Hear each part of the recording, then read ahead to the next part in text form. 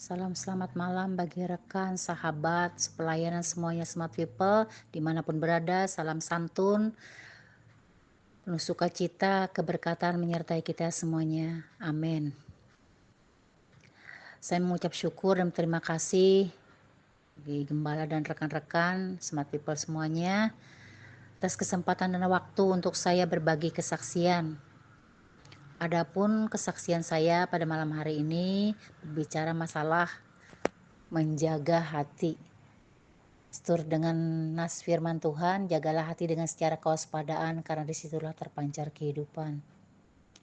Sahabatku semuanya, menjaga hati, memelihara hati tidaklah mudah. Lebih mudah memelihara barang yang kelihatan daripada kita memelihara menjaga hati.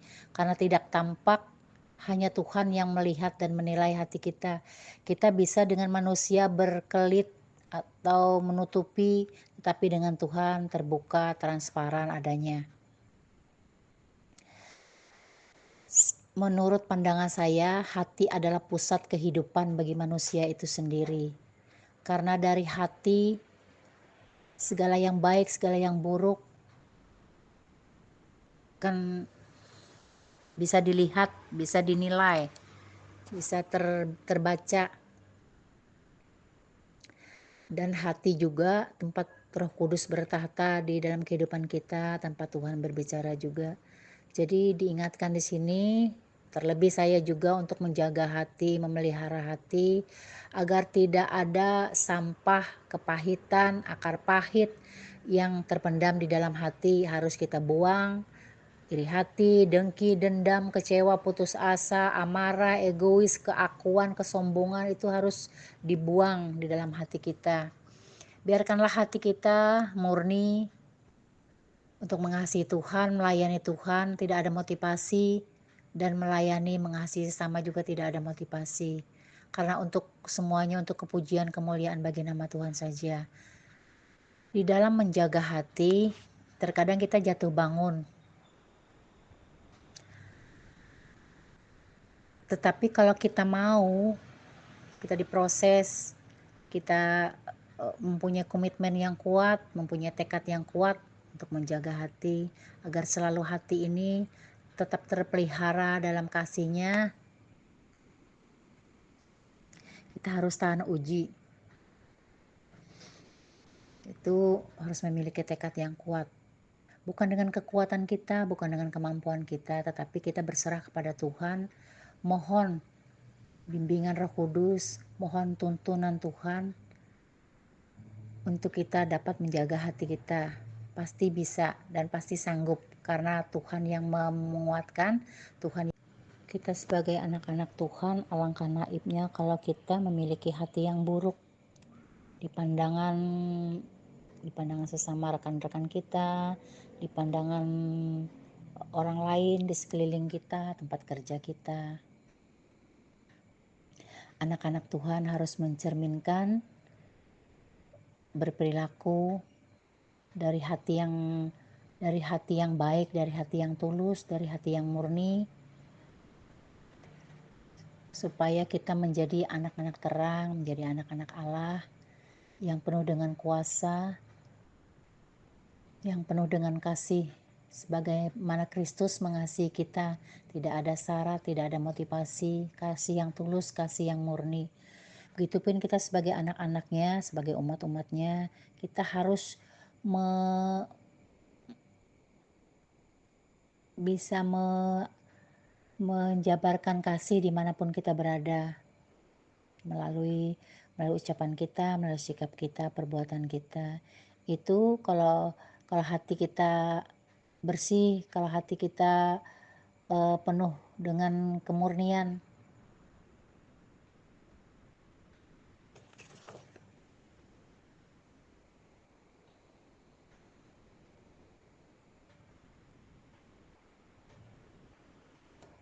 Tetapi kita mau diubahkan supaya kita dapat dipakai menjadi alat di tangannya, menjadi alat kepujian kemuliaan bagi namanya. Kita harus mau, kita harus rela dibentuk hati kita supaya menjadi bejana untuk kepujian bagi namanya. karena saya pernah mengalami yang namanya kepahitan yang disimpan, kekecewaan yang disimpan, itu sia-sia, tidak ada baik, tidak ada kebaikan di dalamnya.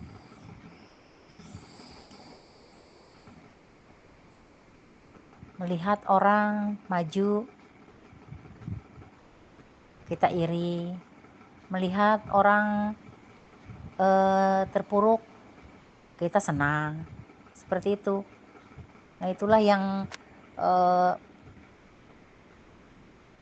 perlu kita kikis di dalam hati kita supaya tidak ada akar pahit, kecewaan. Dan hati yang penuh dengan akar pahit juga menghalang doa kita sampai kepada Tuhan.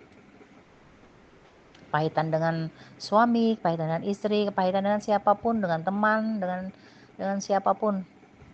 Itu harus kita ini sebagaimana Kristus telah mengampuni kita, tidak mengingat-ingat lagi kesalahan kita, tidak mengingat-ingat lagi pelanggaran kita. Jadi kita juga harus berlaku demikian.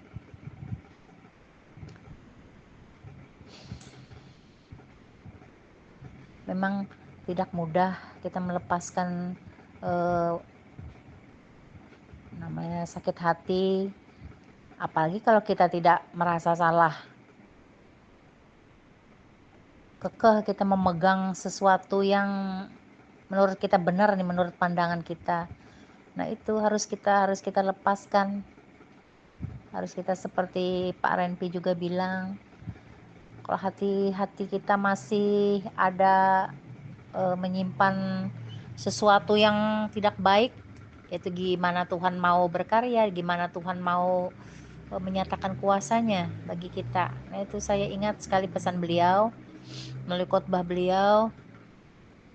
Itu yang saya terapkan dalam kehidupan saya. Hari lepas hari saya mau berubah, saya mau tidak ada lagi yang mengganjal di hati saya. Dan itu dengan sendirinya, kalau kita mau, bisa plong, kita terbebas dari semua yang adanya hanya kasih. Meskipun kita dikata-katai orang, disakiti orang, difitnah sekalipun, kita mengampuni. Tidak ada lagi merasa gimana ya, melihat orang mempunyai apapun, kita merasa bersukacita. Dan kita juga bersyukur dengan keadaan kita seperti ini. Tidak ada rasa gimana ya, kok dia terus yang ini. Nah, jadi di dalam pelayanan juga nggak ada meskipun dipakai, dan kita nih semuanya dipakai Tuhan, tapi menurut talenta masing-masing. Jadi tidak ada yang merasa direndahkan, merasa ditinggikan, tidak ada, sama semua di hadapan Tuhan. Bagi saya seperti itu. Setelah saya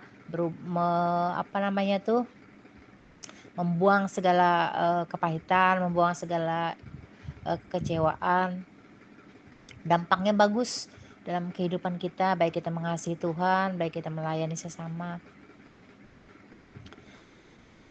Dan itu yang menjadi kesaksian saya.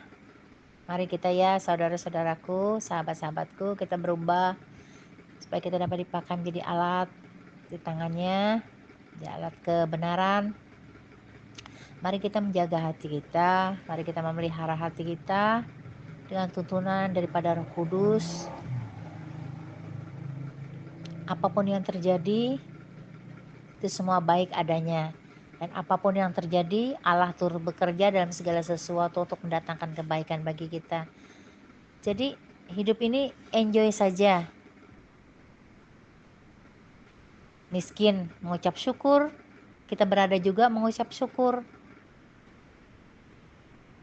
Karena kita mengetahui bahwa itu adalah kehendaknya yang terjadi, bahwa itu adalah rencananya di dalam, tapi indah pada waktunya. Jadi kita harus memiliki hati yang bersih, hati yang murni. Jadi di dalam hidup ini tidak ada tekanan, tidak ada intimidasi. Kita enjoy dalam melayani Tuhan, dalam mengasihi Tuhan. Dan itulah yang dikehendaki Tuhan, yang dikenan Tuhan. Terima kasih saudaraku. Salam santun semuanya. Selamat beristirahat. Selamat melayani Tuhan. Selamat mengasihi Tuhan. Melayani sesama dimanapun berada. Salam dari Palangkaraya. Kita saling mendukung, saling menyupport, saling menasehati, saling menegur. Siapapun, kalau saya salah, kalau saya ada kehilapan, boleh menegur, boleh menasehati, saya terbuka. Itu tandanya lebih baik kasih yang nyata-nyata daripada kasih yang tersembunyi. Lebih baik teguran yang nyata-nyata daripada kasih yang tersembunyi. Itu yang saya ini kan, meskipun anak kecil sekalipun, meskipun muda daripada saya, kalau itu memang kebenaran yang menjadi teguran, menjadi nasihat. Terima kasih. Haleluya. Amin.